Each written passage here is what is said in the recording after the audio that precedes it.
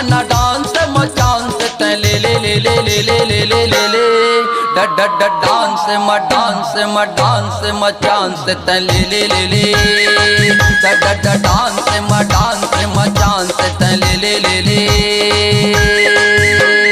सुन ले वो भैया के सारी मन मा झंता देओ गारी सुन ले वो भैया के सारी मन मा झंता देओ गारी आना डांस मचांस ते ले ले ले ले ले ले ले ले ले ले डांस मचांस ते ले ले ले ले डांस मचांस ते ले ले ले ले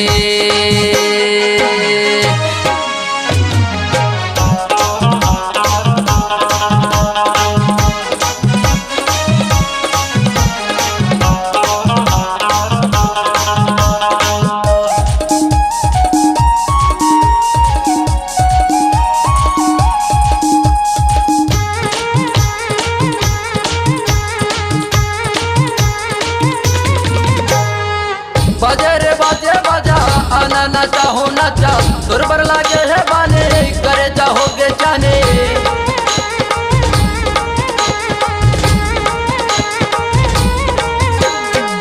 बाजे रे बाजे बाजा आना नाचा हो नाचा दुर्बर लागे है बाने करे चाहोगे जाने हुआ जवान गला हिले हिले हिले हिले हिले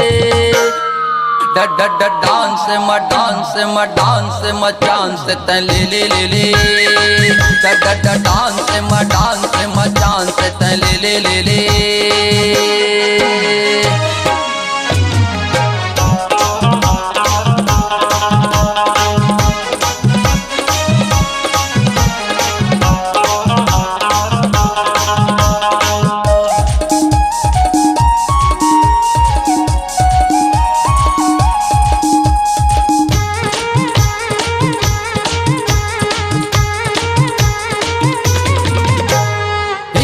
हिलत है कमर दिल हो फिसल के हमर देख तोरे डांस जोर चारों मुड़ा मशोर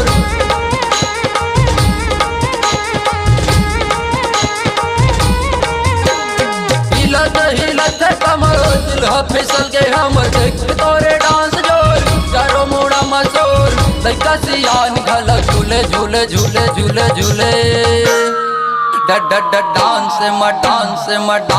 मचांस ते ले ले ले ले डांस मचांस ते ले ले ले ले सुन ले वो भैया के सारी मन मा झंता देओ गारी सुन ले वो भैया के सारी मन मा झंता देओ गारी आना डांस मचांस ते ले ले ले ले ले ले ले ले ले ले डांस